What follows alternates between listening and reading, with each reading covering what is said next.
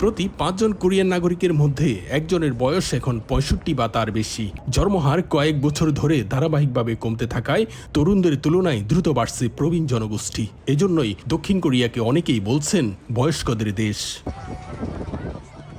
সরকারি তথ্য বলছে 5.5 কোটি মানুষের মধ্যে প্রায় 20% প্রবীণ। এই হার ক্রমেই বাড়তে থাকায় দেশটি এগোচ্ছে সুপার এজ সোসাইটি বা অতি বৃদ্ধ সমাজের দিকে, যা অর্থনীতি ও সমাজের জন্য বড় সংকট তৈরি করবে বলে মনে করছেন বিশেষজ্ঞরা।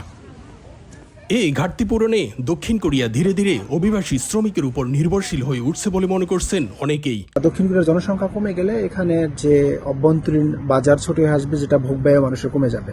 এই কারণে দক্ষিণ কোরিয়া সরকার অভিবাসন নীতিতে কিছু শিথিলতা আনতে যাচ্ছে, যাতে বিদেশি নাগরিকরা এখানে তাদের বাচ্চা বা ফ্যামিলি নিয়ে বসবাস করতে পারে। সে ব্যাপারে বা ভবিষ্যতে তারা নাগরিকত্ব নিতে পারে, সে ব্যাপারে দক্ষিণ কোরিয়া সরকার কাজ করছে। 2 অক্টোবর দক্ষিণ কোরিয়ায় পালিত হয়েছে 29তম প্রবীণ নাগরিক দিবস। এই উপলক্ষে শতবর্ষী প্রায় 2000 প্রবীণকে সম্মাননা দিয়েছে দেশটির সরকার। প্রেসিডেন্ট লি জে মিয়ংও জানিয়েছেন, দক্ষিণ কোরিয়া এখন আনুষ্ঠানিকভাবে এক অতি বৃদ্ধ সমাজের দিকে প্রবেশ করেছে। দক্ষিণ কোরিয়া থেকে মোহাম্মদ হানিফ, সময় সংবাদ।